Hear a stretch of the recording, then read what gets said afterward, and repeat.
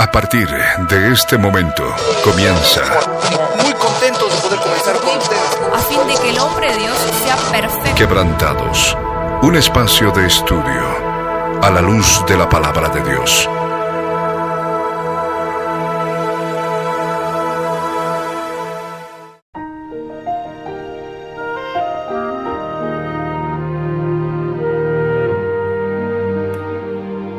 Muy buenas tardes, mis amados hermanos, que el Señor Jesús los bendiga muchísimo. Estamos acá estrenando programa, somos Quebrantados. Estoy acá con mi hermanito Diego Crespo, mi hermanita Florencia Molina.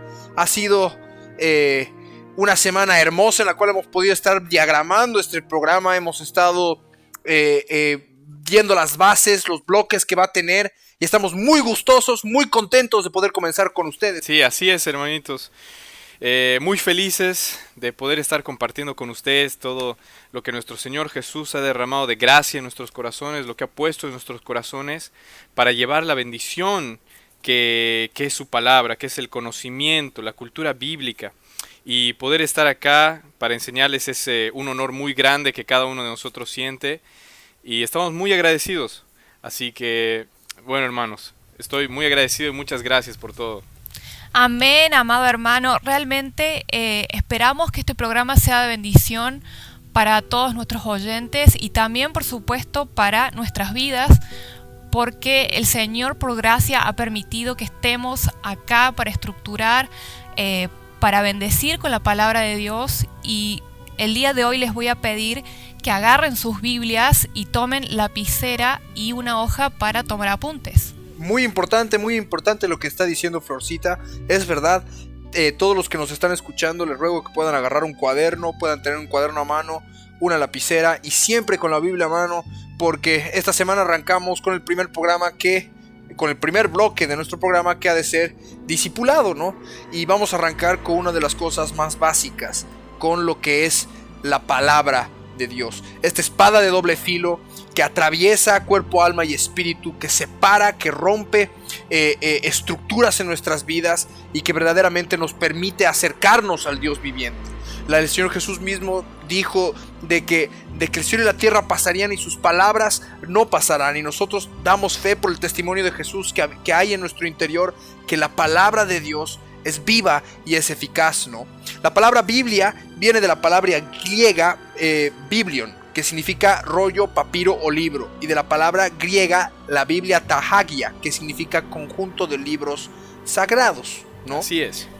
Es exactamente eso, hermanito. La Biblia justamente es un conjunto de varios libros que fueron inspirados por el mismo Espíritu Santo de Dios. Fue traducida a más de 2500 idiomas. Está disponible en diferentes versiones de todas las diferentes tradiciones y traducciones. Y también, incluso ahora en nuestra época digital, está disponible en un formato digital. Ha sido el primer libro, el libro más vendido de toda la humanidad. Y bueno, fue escrita principalmente en 2 idiomas. Fue escrita principalmente en griego y en hebreo, aunque dicen que hay porciones de los libros que han sido escritas también en arameo.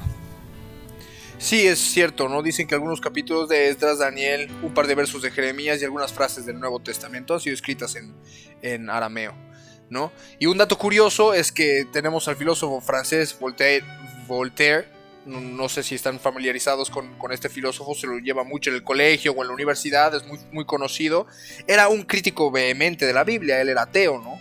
Y habló en nombre de muchos que compartían sus ideas cuando dijo: dentro de 100 años no van a oír más de ella, posiblemente vean una copia en algún museo, pero de lo contrario habrá desaparecido. Es un libro completamente desacreditado. ¿Y qué sucedió 100 años después, Dieguito? Sí, no, fue algo muy controversial en su época. Todas las personas estaban viendo a estas personas que eran de gran renombre, como era este filósofo, el cual decía que la Biblia iba a pasar de moda, íbamos a verlos en museos. Y aquí estamos, hoy en día, sabiendo que la Biblia no ha pasado de moda, sigue siendo la palabra de Dios, todavía con más fuerza de lo que era hace muchos años. Y la verdad es que fue algo muy hermoso. Es más, hay una cosa un poco graciosa, que justamente la casa de este filósofo, que él vivía en París, Sociedades Bíblicas Británicas compró su casa para volverla en un centro de distribución de Biblias a lo largo y a lo ancho del mundo, en el cual se volvió el centro de operaciones para enviar miles de Biblias a casi todos los países.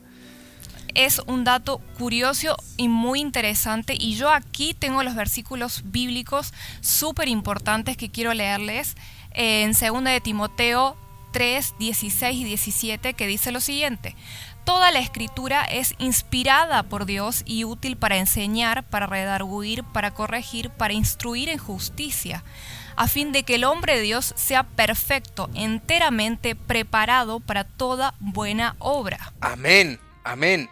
Entonces, lo que tenemos que entender es que cuando tomamos la Biblia, estamos teniendo en nuestra mano, este dato que habla Dieguito junto con el versículo que comparte Florcita, estamos teniendo en la mano un libro que ha sobrevivido a los intentos repetidos y desesperados, considero, por el enemigo de destruirla a la fuerza o por un argumento durante casi más de 2000 años, ¿no? Y bueno, parece que Voltaire mucho de profeta no tenía, porque pensaba de que iba a desaparecer y no fue así. Ya ha sobrevivido, y nosotros sabemos, como dice Florcita, que toda la escritura es inspirada por Dios y es útil para enseñarnos, para redarguirnos y para corregirnos e instruirnos en justicia, para que seamos perfectos, enteramente aprobados y preparados para toda buena obra. Como dice la palabra en Proverbios capítulo 2, sobre la importancia de escuchar la palabra de Dios, de estar atento, de tenerla grabada en nuestro corazón, que dice Proverbios capítulo 2 en el versículo 1, dice: hijo mío, si recibieres mis palabras y mis mandamientos guardares dentro de ti, haciendo estar atento tu oído a la sabiduría, si inclinares tu corazón a la prudencia, si clamares a la inteligencia y a la prudencia dieres tu voz, si como a la plata la buscares y la escudriñares como a tesoros, entonces entenderás el temor del Señor y hallarás el conocimiento de Dios, porque el Señor da la sabiduría. En esta palabra en Proverbios es tan hermosa que cuando la vamos desglosando llegamos a entender de que la palabra de Dios es un tesoro. Que si realmente buscáramos el conocimiento de la palabra de Dios, como buscamos ganar dinero a través del trabajo, para tener viajes, para tener ropa, para tener cortes de pelo, comida, lo que sea, si verdaderamente buscáramos con ese ahínco, así como buscamos sustentarnos físicamente, trabajando, etc., si buscáramos el conocimiento del Señor, la palabra de Dios, y la escudriñáramos como si fuera un verdadero tesoro, así como muchas personas por ahí se pueden sorprender cuando ven unas grandes esculturas que pueden valer mucho dinero, o cosas bañadas en oro y en plata, y llaman mucho la atención, y uno empieza a escudriñar los detalles que hay en esos tesoros materiales. De la misma manera nosotros debemos escudriñar la palabra de Dios, ¿no? Escudriñarla como si fuera un tesoro, para entender el temor de Dios, porque el temor de Dios es el principio de la sabiduría. Cuando uno empieza a tener ese temor reverente de verdaderamente no querer fallarle a nuestro Creador, es cuando verdaderamente empezamos a ser sabios, porque empezamos a conocer su palabra y conocer a Dios, y por supuesto el Señor nos da la sabiduría a través de esto. Así es, hermano. Tiene mucha verdad lo que dices. Es justamente lo que venimos a hablar a todos ustedes, amados hermanitos. Venimos a hablarles acerca de la Biblia, de la Escritura que ha sido inspirada por nuestro Dios, que ha sido dada para que el hombre encuentre todo buen camino, que encuentre lo que Dios quiere hablar a la humanidad. La Biblia es un libro que tiene una recopilación, como habíamos hablado, de 66 libros. Y bueno, es algo de lo más importante para nuestras vidas, ya que es el mensaje que Dios tiene para toda la humanidad. Solamente imagínense esto: el Dios, creador de todo el universo, creador de todas las galaxias, creador de cada vida en nuestro planeta, sea lo más insignificante hasta lo más grande, ha decidido venir a la humanidad, ha decidido ponerse al nivel de la humanidad y tratar de darnos un mensaje que la humanidad pueda entender. Si es algo tan grande y de esa magnitud, hermanos, debemos entender que es, como decía el hermanito Milo, una de las cosas más preciosas que debemos atesorar, que debemos buscarla más que como mucha gente busca la sabiduría o busca placeres o busca tesoros. Es algo mucho más grande de eso, es algo mucho más importante, y es exactamente por lo que venimos a hablar. justamente nosotros como cristianos debemos aprender lo que es la Biblia, debemos entender la estructura misma de la palabra de nuestro Señor y saber, como dice la Escritura también en 2 de Timoteo, en el capítulo 2, en el versículo 15, dice algo muy importante. Dice: procura con diligencia presentarte a Dios aprobado, como un obrero que no tiene de qué avergonzarse y que usa bien la palabra de verdad. Muchos de nosotros hemos crecido conociendo del Señor, muchos han conocido a lo largo de sus años, y hay algo muy interesante en este versículo que dice que debemos presentarnos como obreros que no tienen de qué avergonzarse, que saben usar bien la palabra de verdad, que saben usar bien la Biblia. Es el motivo por el cual nosotros estamos acá, para querer enseñar, para querer mostrar y querer seguir dirigiendo y edificando nuestras vidas y las vidas de ustedes, los que nos oyen en este momento. Es así, ¿no? Es así, por eso hemos hecho este programa, primero y principal, porque consideramos que hay muchas vidas que se suman a la congregación en forma constante y que quizás conocen más de profecía que de leche espiritual y no saben manejar la Biblia. Así es, sí, es verdad, eso pasa muchas veces, la verdad, ¿no? Y puede suceder, ¿no? Puede ser que recién han conocido al Señor hace un tiempo y recién están empezando a congregarse y toda la leche espiritual que hemos recibido durante años a través del ministerio del cual formamos parte, como que queda tal vez en un segundo plano, y en realidad es lo básico. Yo creo, como cualquier guerrero aprobado, un guerrero que quiere empezar a ir a la guerra pasa por un tiempo de entrenamiento, por años de entrenamiento militar, para recién poder estar libre, presto para poder ir a la guerra. Lo mismo pasa con cualquier deportista, ¿no? Uno no puede entrar directamente a las ligas mayores, o bueno, tú, Dieguito, que has practicado deportes en el pasado, que has jugado racquetball, no podías jugar en primera división sin antes ir subiendo escalones, ¿no? Es algo muy interesante, justamente, porque uno a veces empieza en el deporte, como también en el camino del Señor. Quiere saber todos los misterios y todas las profecías y muchas cosas, porque son muy interesantes y es muy bueno, pero siempre se debe partir de la base, se debe partir de el entrenamiento, de querer crecer paso a paso, escalera por escalera, hasta llegar a tener un conocimiento pleno, hasta llegar a, como dice Pablo en su epístola a los Hebreos, que corramos con paciencia la carrera que tenemos delante de nosotros. Hace una alusión justamente al deporte, algo que yo practiqué por muchos años, y es verdad, antes de empezar un campeonato, antes de empezar a entrenar, antes de empezar a tener una meta siquiera para llegar a algo, teníamos que estar horas y horas, a veces repitiendo los mismos tiros, a veces repitiendo los mismos saques, por horas y horas, que mucha gente incluso lo veía y decía, bueno, esto parece aburrido todo, pero genera una estructura, genera una disciplina, genera un manejo perfecto de las técnicas, en el cual te hacen un mejor deportista, y en este caso nos hacen un mejor guerreros, y nos hacen, como habíamos leído antes, un obrero aprobado, que no tiene de qué avergonzarse y que sabe usar bien la palabra de verdad. Y como dice en Hebreos capítulo 4, en el versículo 12, porque la palabra de Dios es viva y eficaz, y más cortante que toda espada de dos filos. Es decir, si es una espada de dos filos, nosotros somos guerreros del Dios Altísimo, tenemos que aprender a manejar una espada de dos filos. Yo no sé si ustedes están familiarizados con las espadas, pero por lo general las espadas tenían a tener un solo filo por un lado, sobre todo las orientales, y una espada de dos filos es muy difícil de manejar porque cortas por ambos lados. Con una espada de un filo tú te puedes llegar a utilizarla como bloque, porque si te apoyas en el lado que no tiene filo, y es más sencilla de manejar, pero una espada de doble filo es mucho más complicada. Entonces yo creo que Pablo también hacía referencia en esta carta a los hebreos, en el sentido de que, bueno, verdaderamente es una espada que corta de doble filo y penetra hasta partir del alma y el espíritu, las coyunturas y los tuétanos, para discernir los pensamientos y las intenciones del corazón. Entonces es una espada que ayuda no solamente que es tan complicada de manejar que tienes que aprender a manejarla, sino que también te ayuda a discernir los pensamientos y las intenciones que hay en tu propio corazón. Por eso es de doble filo, ¿no? Entonces, es por eso que en este primer bloque vamos a empezar a hablar sobre lo que es cómo poder utilizar la Biblia. Yo considero que es el tema más básico con el cual podemos comenzar y ver que, bueno, la palabra de Dios se divide en dos partes, ¿no? En el Antiguo Testamento y en el Nuevo Testamento. No sé, Flor, si vos recordás lo que significa la palabra testamento o pacto. La palabra testamento en realidad nos remite a lo que es la palabra pacto, ¿sí? Que es alianza. Y yo quiero enfatizar en lo siguiente.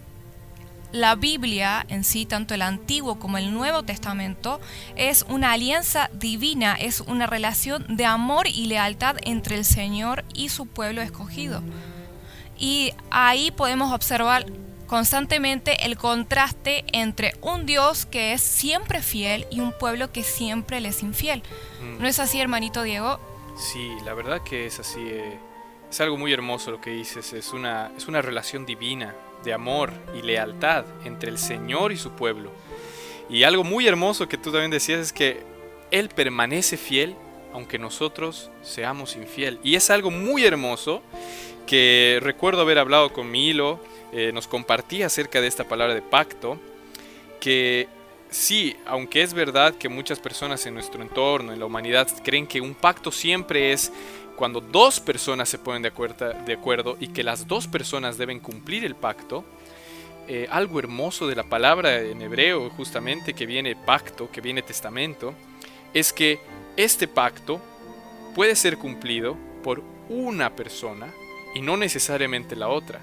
Una persona puede ser fiel y la otra puede ser infiel al pacto, y sin embargo, esa persona va a continuar con ese pacto, va a continuar siendo fiel, como nuestro Dios lo ha sido con la humanidad.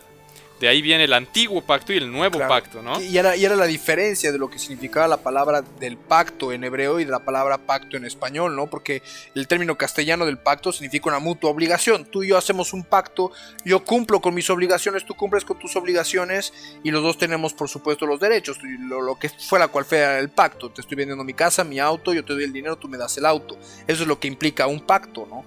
Entonces, la palabra pacto en hebreo, por otro lado, significa que es la obligación de una sola parte. Uno de ellos se compromete a cumplir su parte del pacto, indiferentemente de lo que la otra persona decida o no. Por eso Dios ha hecho un pacto con los hombres y ha utilizado a más de 40 autores que han sido inspirados por el Espíritu de Dios, y la mayoría de estos ni siquiera se conocían, hablaban en distintos idiomas y vivían en distintos puntos geográficos y hasta tenían distintas culturas, ¿no? Es algo asombroso la verdad. Podemos empezar ya con el primer libro, que sería el Génesis, ¿no? Antes de que comencemos con el primer libro, también para que ellos sepan, ¿no? un pequeño dato, que es de que la Biblia ha sido escrita desde antes del año 1600 antes de Cristo y hasta el año 96 después de Cristo, aproximadamente. Porque, toda la Biblia. Y bueno, podemos ahora sí comenzar, ¿no? Con Génesis. Sí. No, sí, es algo hermoso, solamente para enfatizar que creo que esto es algo que ha sido uno de los argumentos más grandes desde la iglesia primitiva hasta ahora, que son más de 40 autores, son más de 40 personas que no se conocían, que hablaban distintos idiomas, que vivían en distintos puntos geográficos de la tierra.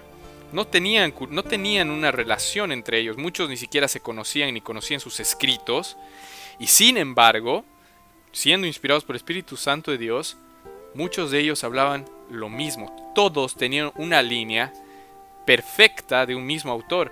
Personas que no se conocían, como Daniel, como Jeremías, que no se conocían, como Salomón.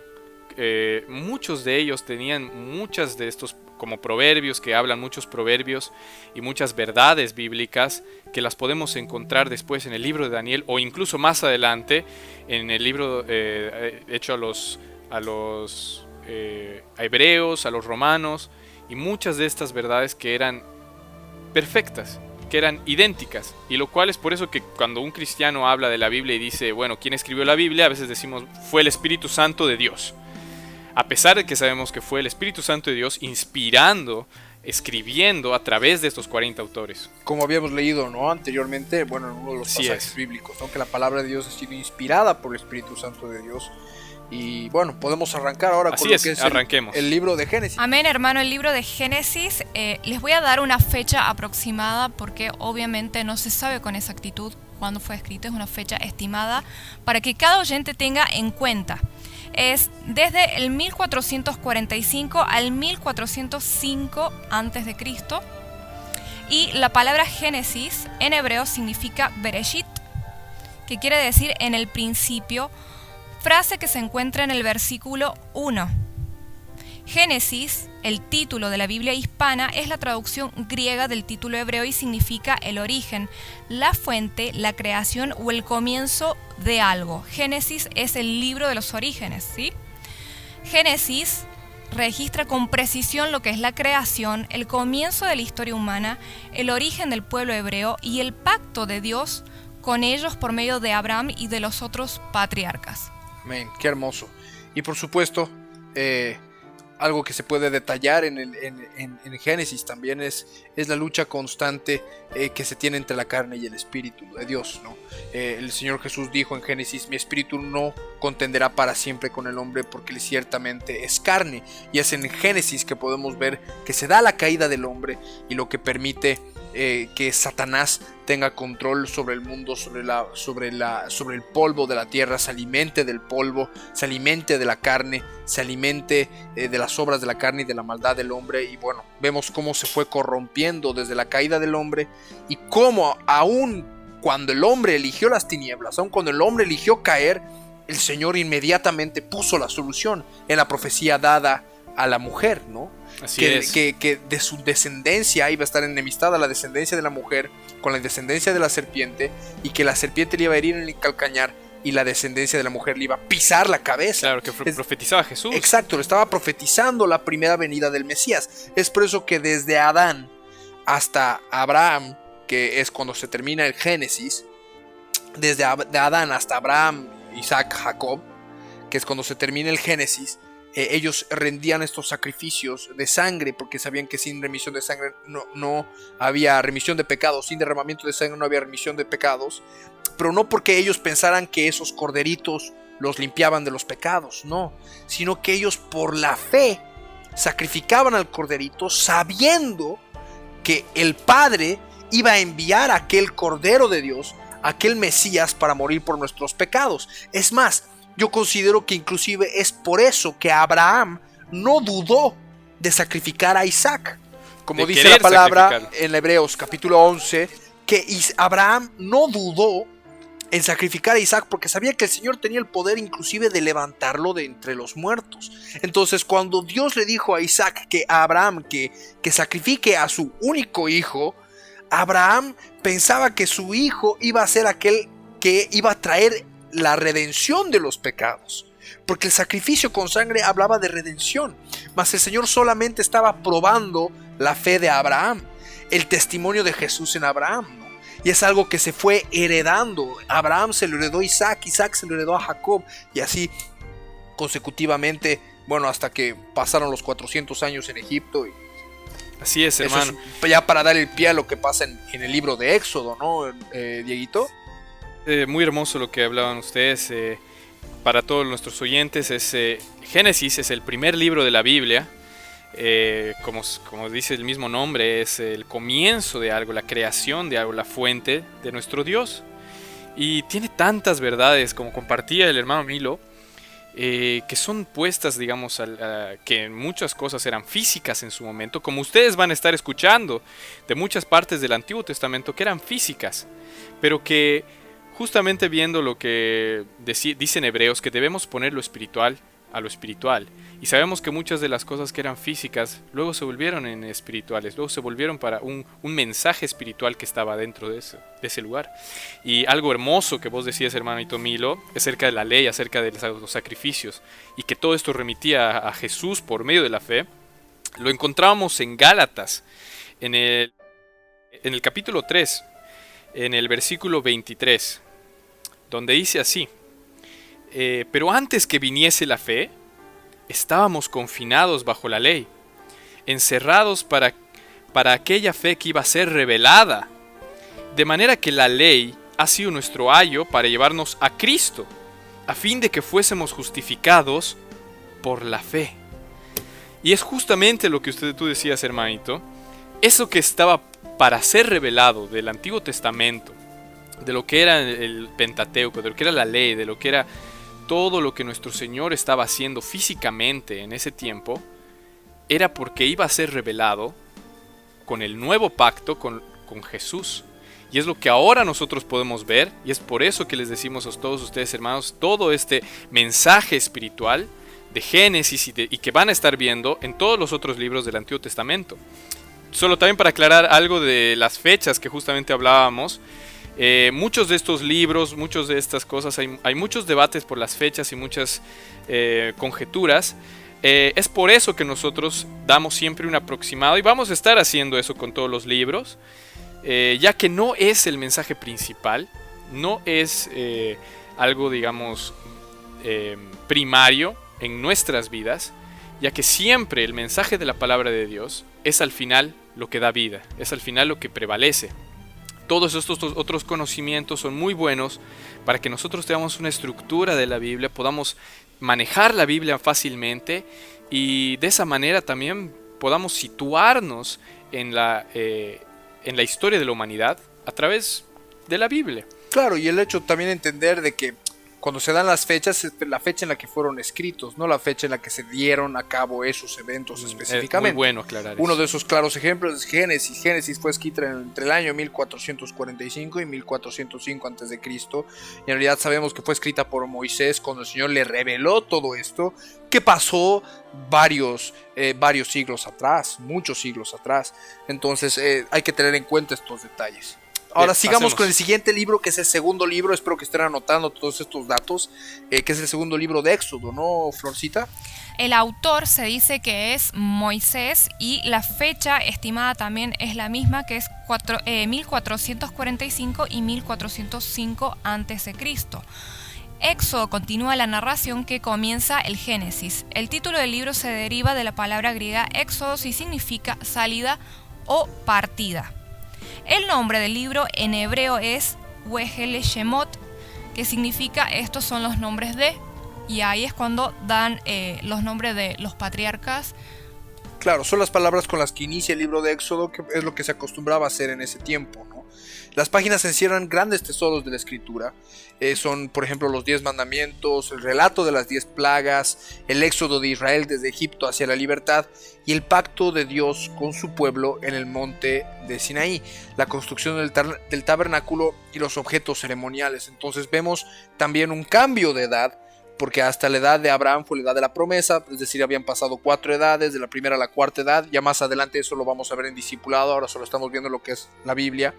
Pero se da la quinta dispensación, el comienzo de la edad de la ley. Se dan los libros de la ley, se dan los mandamientos, se da todo el éxodo de Israel, los años que vivieron en Egipto y la cantidad innumerable de veces que vieron milagros de Dios y que también el pueblo de Israel probó a Dios, ¿no? Que por supuesto eso no agradaba al corazón del Padre, pero también vemos esa naturaleza humana, ¿no? Así y el es. cómo el hecho de que salieron con una mentalidad, y esto lo íbamos comentando mientras estábamos haciendo elaborando el diagrama de este programa, el cómo el hecho de que el pueblo de Israel salió con una mentalidad esclava de Egipto y realmente tuvo que pasar 40 años en el desierto para que esa mentalidad esclava sea transformada en una mente libre, en una mente liberada, ¿no? El solo hecho de que los 12 espías cuando fueron a ver la tierra prometida y volvieron y solamente 2 dijeron, hey, podemos entrar y vencer y conquistar porque el Señor nos ha dado esta tierra,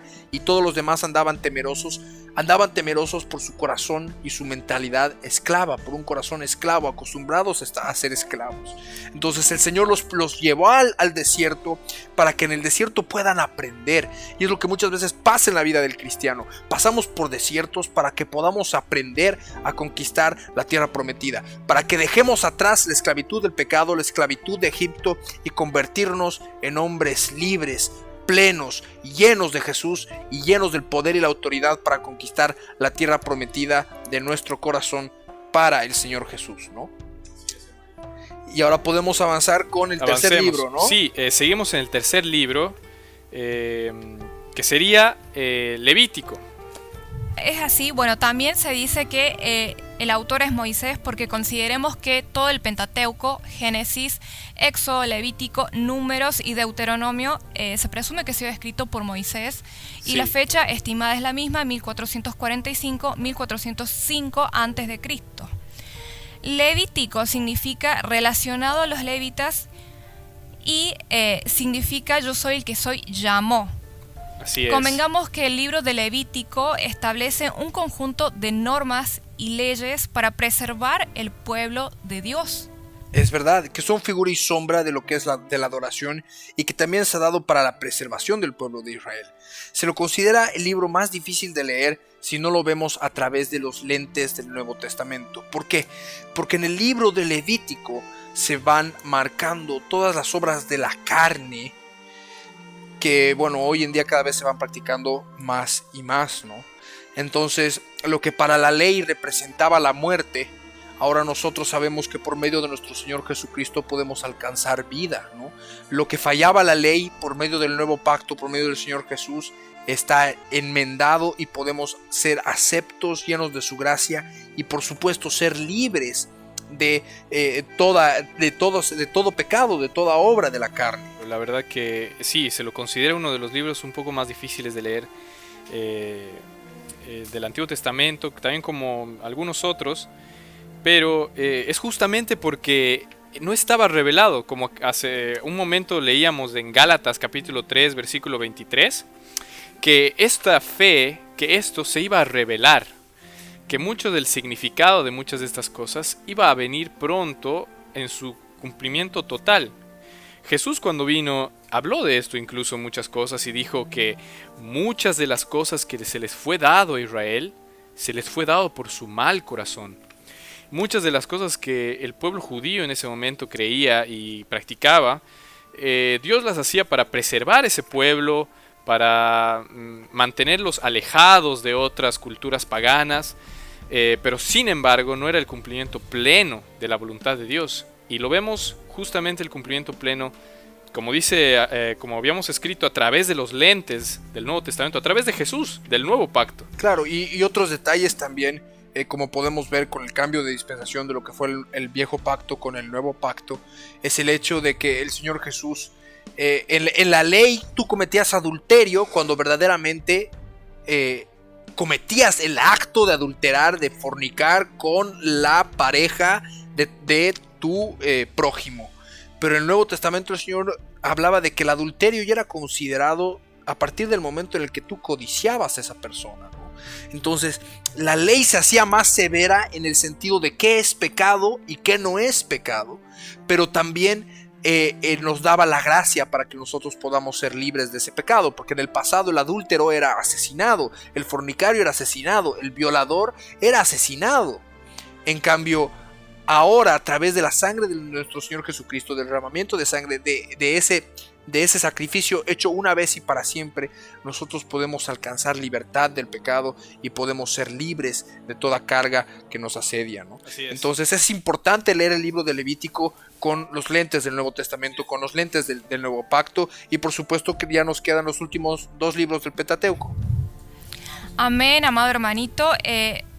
Bueno, voy a Números, ¿sí? Que, bueno, voy a repetir lo mismo, que el autor es Moisés y la fecha estimada 1445 y 1409. Bueno, el título del libro en hebreo significa en el desierto. ¿Por qué? Porque describe el entorno geográfico de gran parte del libro.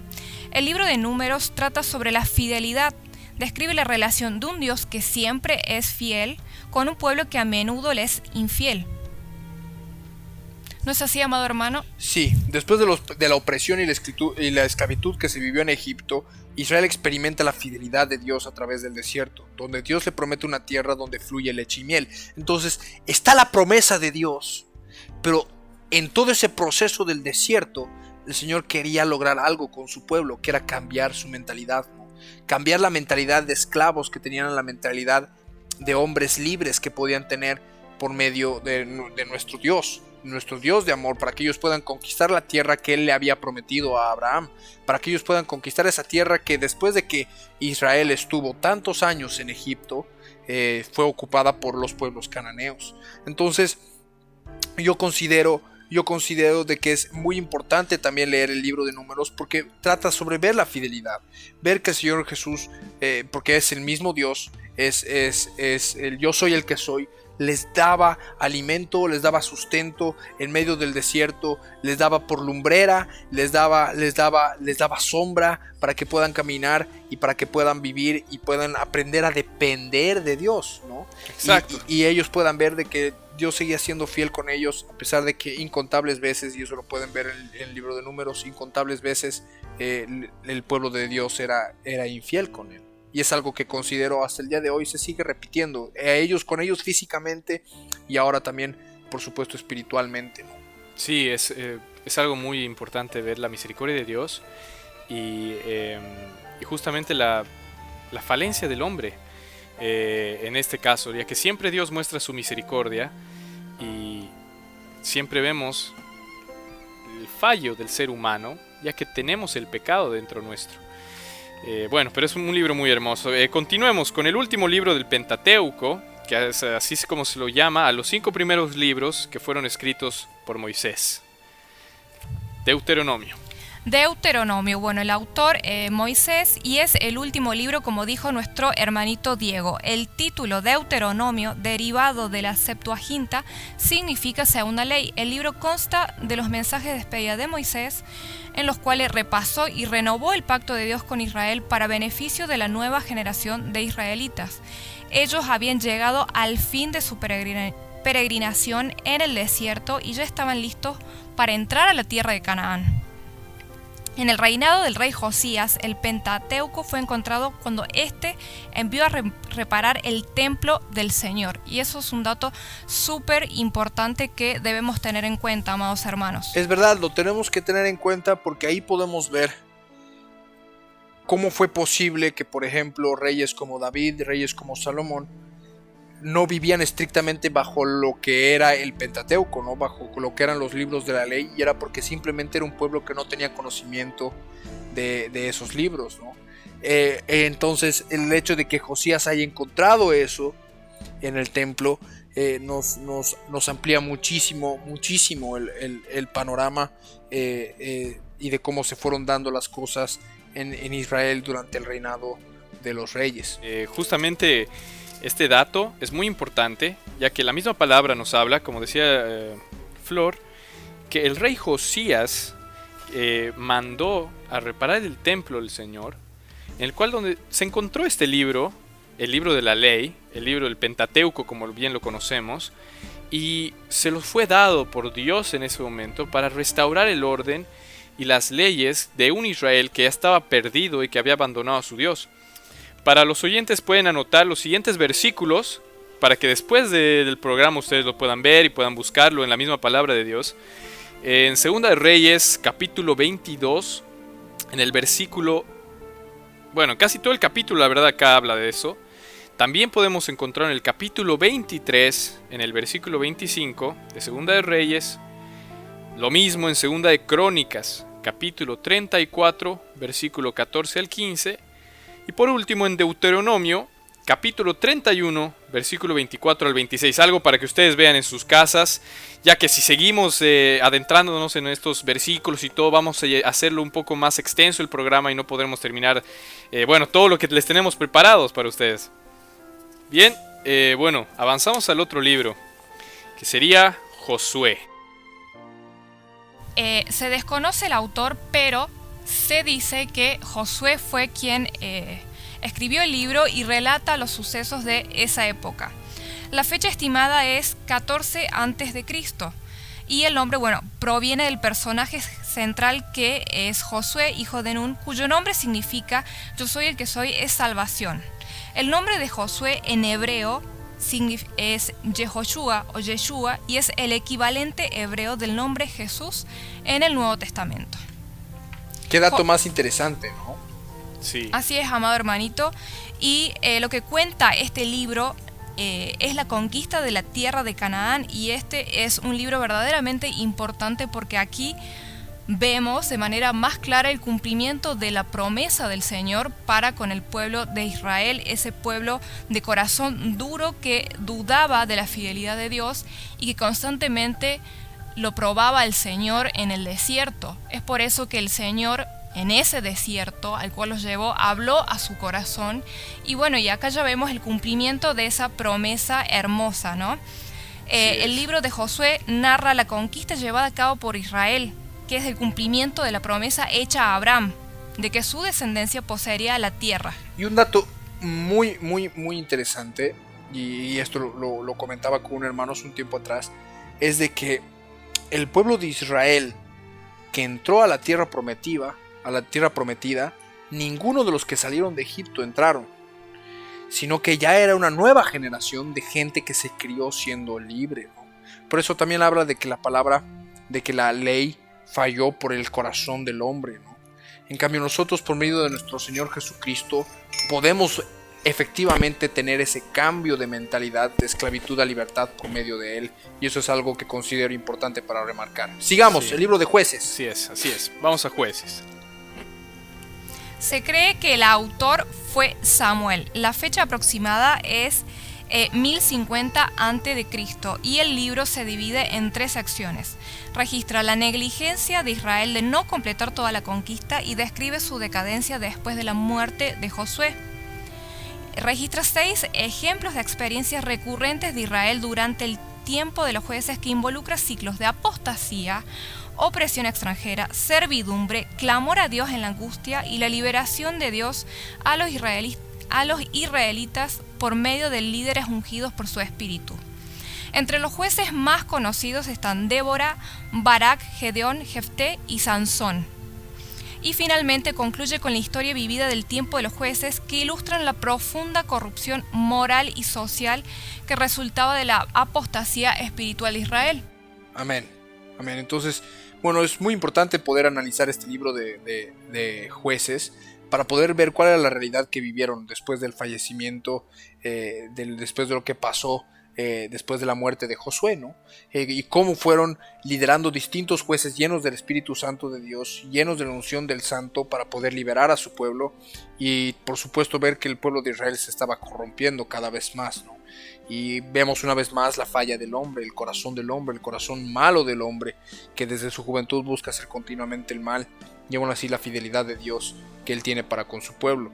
Hay muchas atrocidades cometidas por el pueblo de Dios que están escritas en el libro de Jueces, y que bueno, se podría dar un montón de seminarios al respecto. Es algo muy interesante, la verdad, que ustedes han debido darse cuenta, y también ustedes, los que nos oyen, se van a dar cuenta que todo el Antiguo Testamento siempre podemos ver la fidelidad y la misericordia de Dios, y bueno, las leyes que el Señor pone, así como sabemos de las 7 dispensaciones, como nuestro Dios daba dispensaciones, daba leyes, daba normas para que ellos puedan vivir bien, que puedan preservarse, que puedan estar sin pecado, y Él pueda ser su Dios y guiarlos.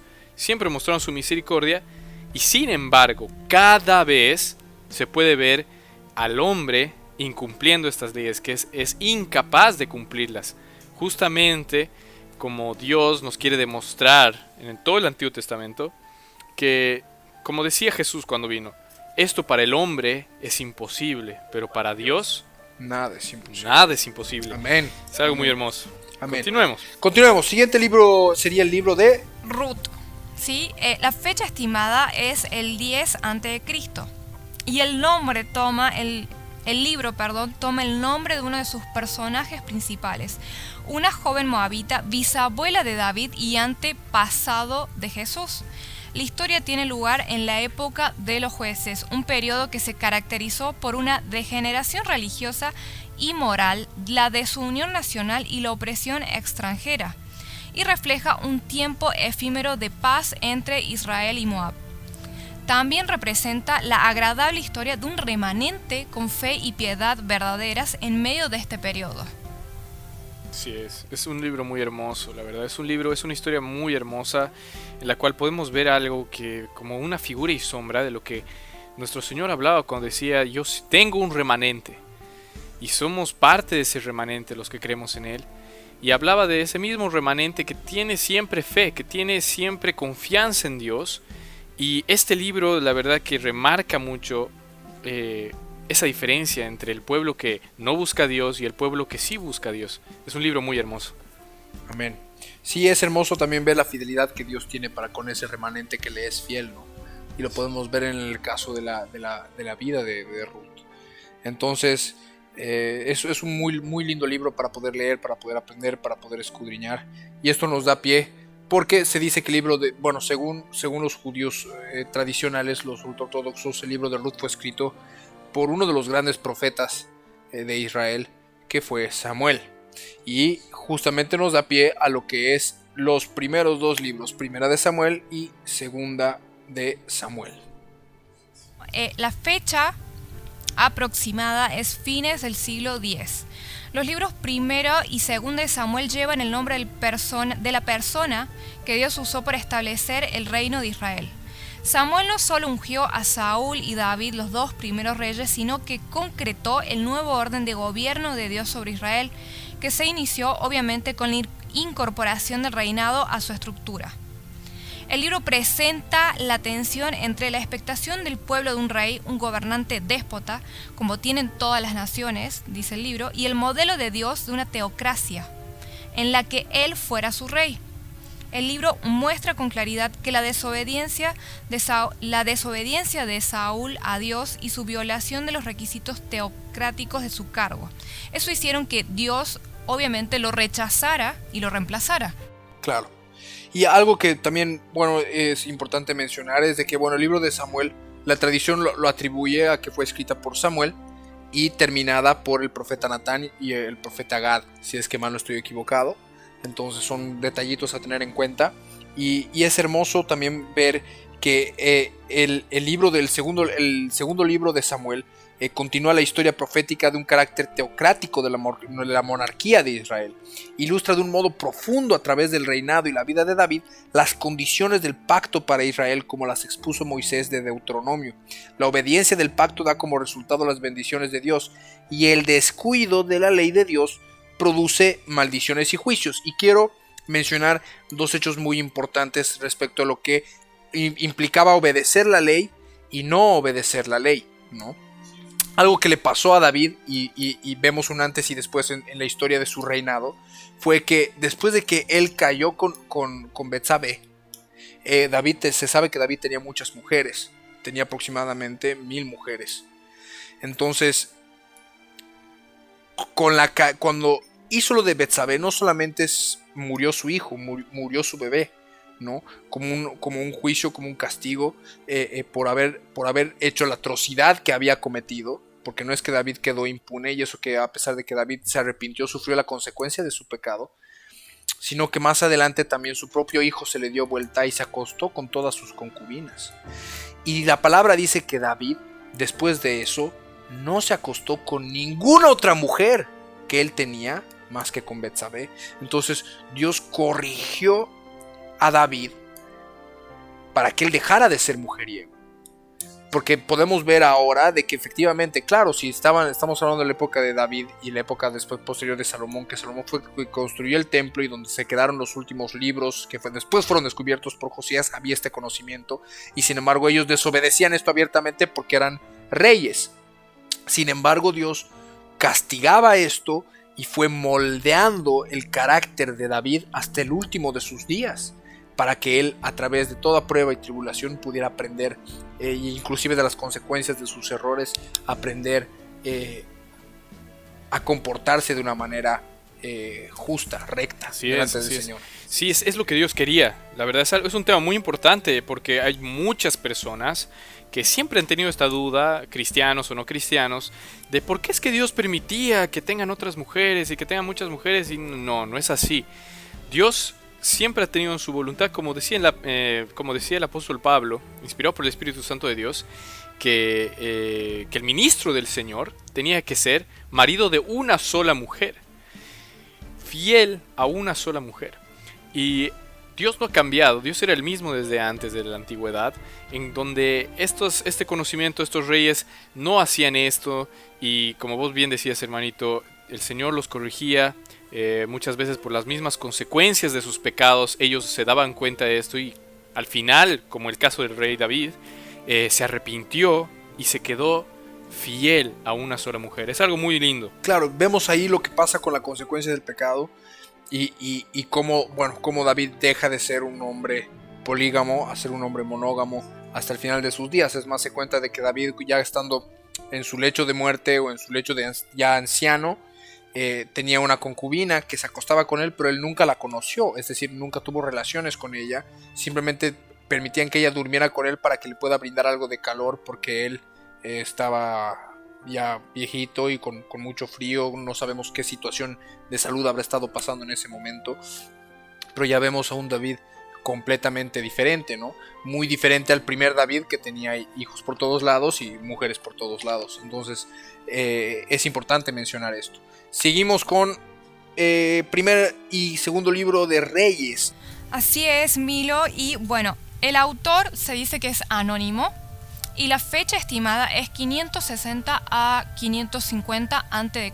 Primera y Segunda de Reyes siguen inmediatamente a la historia registrada en Primera y Segunda de Samuel. Justo estos 4 libros cubren en forma selectiva toda la historia de los reyes de Judá y de Israel. Primera y Segunda de Reyes abarca cronológicamente 4 siglos de esa historia, desde el tiempo del rey Salomón hasta el exilio babilónico. Fueron escritos para darle al pueblo hebreo en el exilio una interpretación profética de su historia, de modo que entendieran por qué la nación se había dividido, ¿sí? Y el autor pone énfasis en que la división y el colapso de Israel y de Judá había sido consecuencia directa e inevitable de la idolatría e injusticia de parte de los reyes y de la nación en su totalidad. El autor evalúa el éxito o fracaso de cada rey según su fidelidad o infidelidad a Dios y el pacto. Y aquí vemos una vez más lo que comentaba el hermano Milo y el hermano Diego, ¿no? Constantemente se pone el contraste entre un Dios que es fiel a su promesa y un pueblo que le es infiel, aún viendo todo lo que Dios hace por ellos. Sí, aún viendo su misericordia. Sí, es algo muy hermoso. Según la tradición judía, este libro se lo atribuye siempre a Samuel. Justamente como Primera y Segunda de Samuel, Primera y Segunda de Reyes, que justamente es como una cronología exacta y precisa, se lo atribuye siempre a un autor, es un solo autor, en el cual, desde toda la tradición que viene del Talmud y de los judíos, siempre fue Samuel. Por supuesto que los hechos que relatan la muerte de Samuel y después la posterior aparición de Samuel se dicen que fueron completados por el profeta Natán. Y lo mismo pasa con el otro libro histórico, los otros 2 libros históricos que son primera y segunda libro, el primero y segundo libro de Crónicas, hermanita Flor, ¿no? Que dicen que el autor fue Samuel. ¿Y en qué fecha fue escrito más o menos? La fecha de primera y segunda de Crónicas fue escrita en el 450 a 420 a.C. Y bueno, el título en la lengua hebrea significa palabra de los días o hechos de los días. La historia registrada en primera y segunda de Crónica es preexílica. El origen y las perspectivas de los libros, sin embargo, son posexílicos, escritos algún tiempo después de que Esdras y una segunda compañía grande de judíos exiliados de Babilonia y Persia habían regresado a Palestina. Las invasiones y la destrucción de Jerusalén por parte de Nabucodonosor, junto con los subsecuentes 70 o más años de cautividad en Babilonia, habían aplastado muchas esperanzas e ideales de los judíos como el pueblo del pacto. Por esa razón, los exiliados que regresaron a reconstruir Jerusalén y el templo necesitaban un fundamento espiritual, es decir, un sentido de identidad con su historia redentora y una comprensión del carácter de su fe presente y la esperanza futura como pueblo del pacto. Así es. Amén. Primera y segunda de Crónicas han sido escritos para satisfacer esa necesidad de los exiliados que regresaron, ¿no? De poder conocer, de ver lo que ha podido pasar. Y bueno, eso también, por supuesto, nos da pie a otro de los libros históricos, que es el libro escrito por Esdras, ¿no? La fecha es 450 a 420 a.C. aproximadamente, y el libro de Esdras registra la manera como Dios cumplió su promesa profética hecha por medio de Jeremías, ¿sí? Para esto es importante que anoten este pasaje de Jeremías, Jeremías 29, versículo 10 al 14. Hecha por medio de Jeremías, de restaurar al pueblo judío después de 70 años de exilio, al traerlos de regreso a su propia tierra. Este libro registra las primeras 2 etapas de restauración que involucraron a 3 reyes persas: Ciro, Darío y Artajerjes, y 5 prominentes líderes espirituales: Zorobabel, Josué, Ageo y Zacarías, y por otra parte Esdras, ¿sí? Ageo y Zacarías fueron 2 profetas de Dios que exhortaron al pueblo a terminar la reconstrucción del templo, y Esdras, que dirigió la segunda compañía de exiliados de regreso a Jerusalén, y a quien Dios empleó para restaurar al pueblo de manera espiritual y moral. Y por supuesto, Zorobabel dirigió a los primeros exiliados en el restablecimiento de Jerusalén y la reconstrucción del templo. Por eso dicen que el primer templo construido por Salomón y el segundo templo fue reconstruido por Zorobabel, ¿no? Fue construido por Zorobabel, y está, por supuesto, se menciona a Josué, que era un piadoso sumo sacerdote que ayudó a Zorobabel en este tema, ¿no? Entonces, Zorobabel era el líder, el que dirigió a los primeros exiliados para restablecer Jerusalén y reconstruir el templo, y Esdras, que redirigió a la segunda compañía de exiliados de regreso a Jerusalén, y el Señor utilizó la vida de Esdras para restaurar al pueblo espiritual y moralmente, porque en ese tiempo muchos judíos se habían casado con gente de otros pueblos y habían tomado una amalgama de culturas, y el Señor utilizó la vida de Esdras para volver a poner todo en orden, ¿no? Y ya, nos quedan solo 4 minutos más para que termine este programa. De esta manera hemos visto casi todos los libros del Pentateuco y todos los libros históricos. Nos queda todavía mucho por ver. Sí, faltan unos libros históricos aún, faltaría tocar con Nehemías y con Esther.